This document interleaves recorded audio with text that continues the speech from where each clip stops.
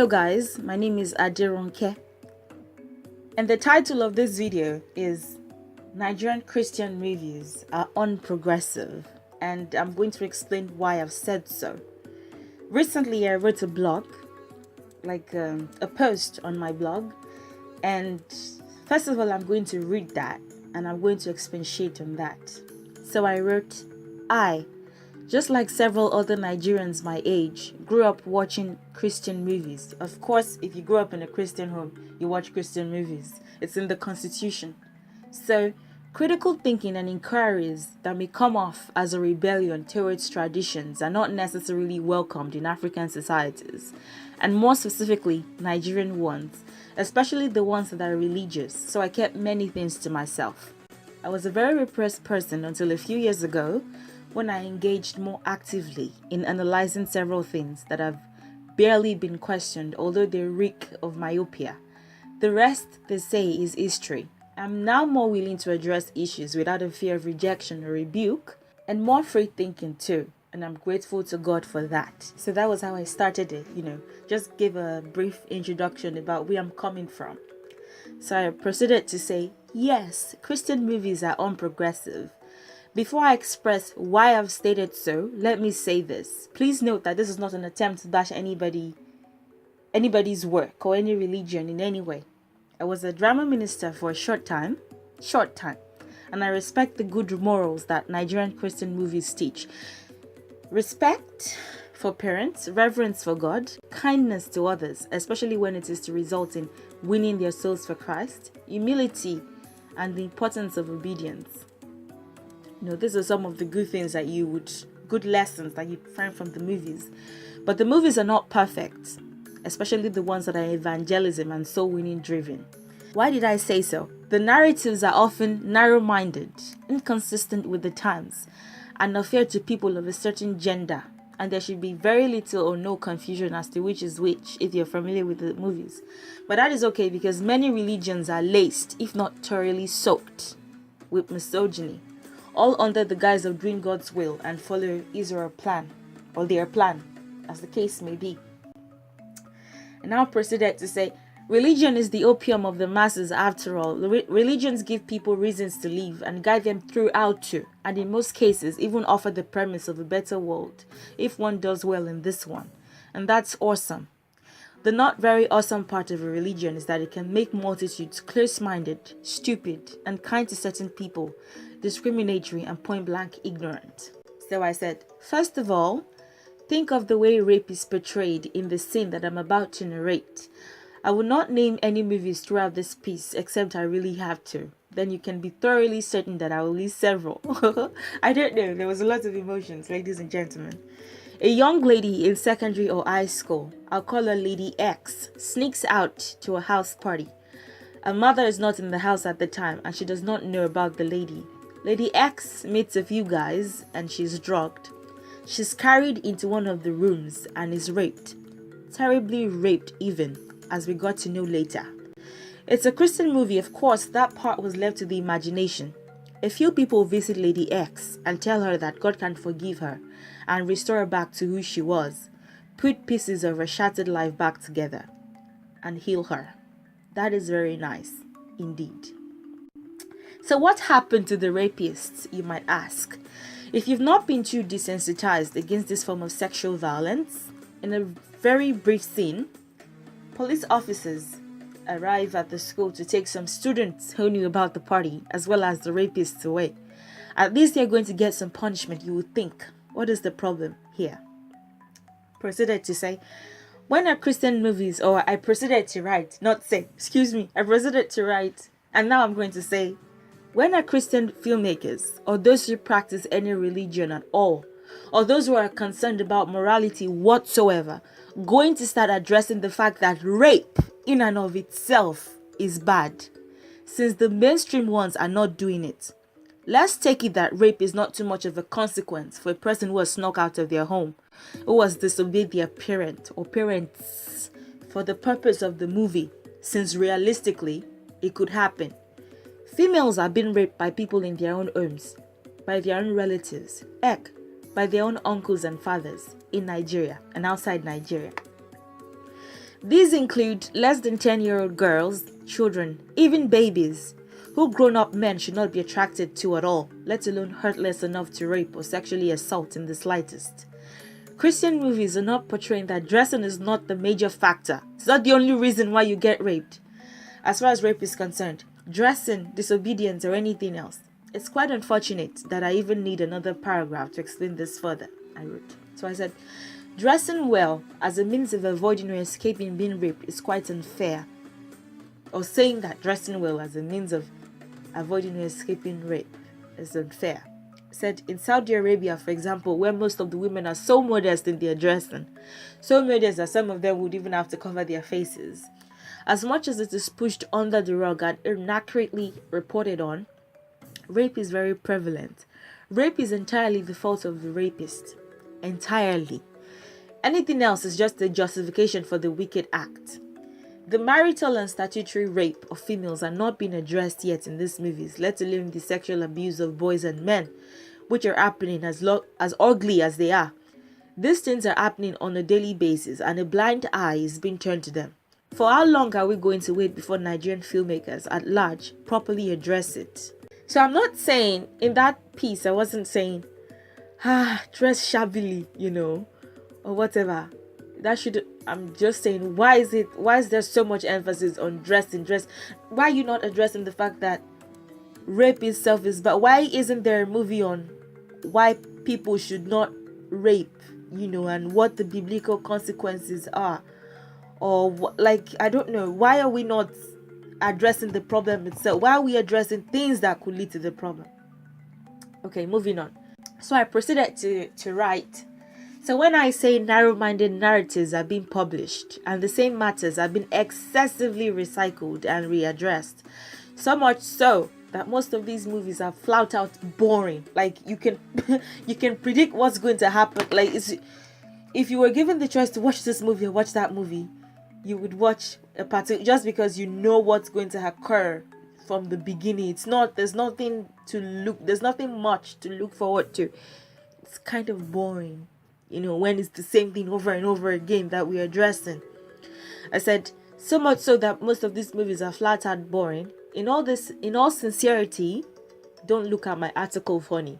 So I proceeded to say, the one that is more or less the cancer of things is the distrust that is created among people. Many times, when a woman befriends another woman and the other one is not married, you can be sure that the non-married one, whether she's single or she was previously married or divorced or widowed, the non-married one would try to seduce a friend's husband. It must be in the Christian movie constitution. She starts by helping her friend with house chores and whatnot, especially when the married friend is at her lowest or just very busy. And soon enough, as predictable, as expected, she bewitches her friend's husband. It's a very frequent narrative that is not very healthy. In addition, hardly do you see men in the kitchen in these movies, except they have done something wrong and they are doing housework as a means of apologizing or fostering reconciliation. If the housework have been assigned and although it is the woman's turn to sweep the floor, it decides to help, that is fine. If that is not the case, how is it help? These narratives are not very good, but they are convenient for a few. Very convenient, and so there's little or no change.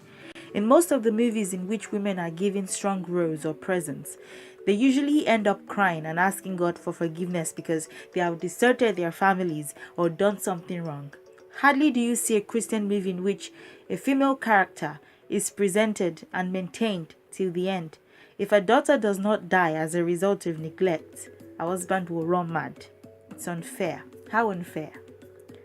Then this one. A man beats his wife till she's black and blue after coming home drunk. She reports to the pastor of her church or whatever. It tells her to continue to pray for him or change the way she dresses. Then she starts to cook more or do something else very lame. One thing leads to the other and the man gives his life to Christ or something at the end. God takes control. He becomes a new man. Ha! The lingo is laughable. Is anyone going to address the fact that domestic violence is not right in detail? If the mainstream ones will not do it, is anyone going to biblically or whatever unethically talk about that mess? No. It's very pathetic. Wife battery, rape, and other assaults are just very casually glossed over. The Christian movies are not standing out in any distinct way as far as all of these are concerned. I'm not going to make this an everything that is wrong with Christian movies article, although there are a lot of things that I will repress for now. There's one last thing that I want to mention, something that I greatly detest, something that hurts me to the very core, something that makes me wonder if a good number of people who are involved are sociopaths. Little research is done about people and cultures, and a lot of disrespect becomes the result. False Nollywood facts are used in the depictions. This is what I mean. A man lives in America and sends money to his mother in Nigeria for the Egungun festival. As the Egungun costume is being flogged by the followers in Nigeria, the son who sent the money feels all the pain in America. Ha! Ẹbẹ̀rù Ọlọ́run ẹ̀yin filmmakers yìí now. I mean, how desperate can you be for soul winning? Who has that ever happened to?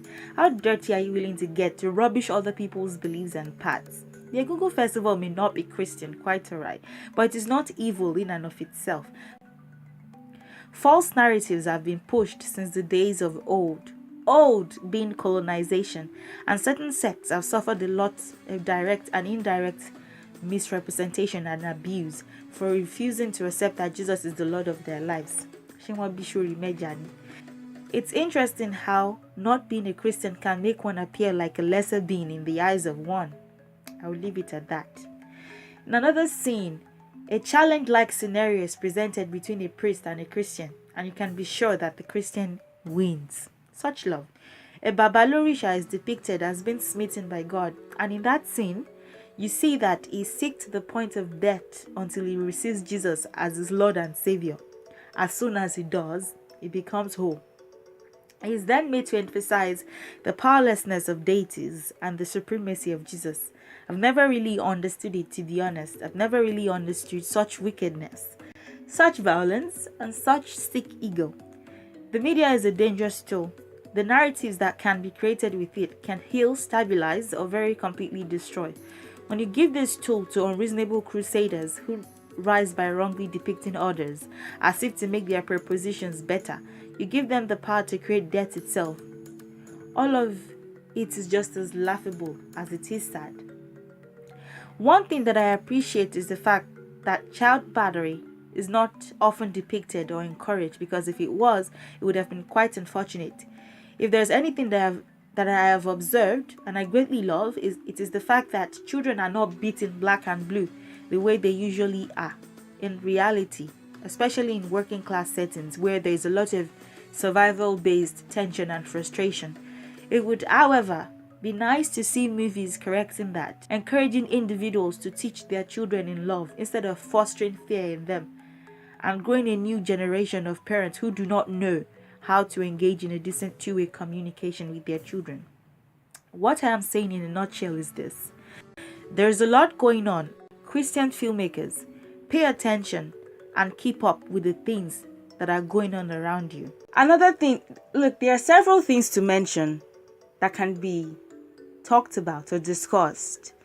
But another thing is the abuse of live-in caregivers and workers, what we call housemaids, lots of abuse, physical and emotional and sexual, and all sorts of assaults that they suffer. I've never seen anything on that as well. I've never seen any movie encouraging people to educate their live-in caregivers or give them their pay, let them have their pay instead of giving it to someone else, which is indirect slavery. And look, there are several things that we can say. In summary, there are so many things going on in the country that are not being addressed. Aside the ones that I've mentioned, there's the issue of scamming. Atishishe, no more insufficient fund. Nobody is talking about that. I've not seen anything addressing, scamming, and I've not seen anything talking about the drug abuse thing, the codeine diet, the cocaine, everything that people are sniffing that is killing youths. Yet we're still making videos about somebody's not being submissive enough, or somebody has neglected their ministry, or like this. You have to be able to keep up with the nation that you are in. So the fake pastors thing, I've not seen anything about pastors trying to scam people emotionally. I don't see much about fake pastors anyway. I don't see much about that. Although we know that in almost every corner there's one. So this is it for now. If I have anything else to add, I'll make a part 2. Thank you for watching and listening, and have a good day.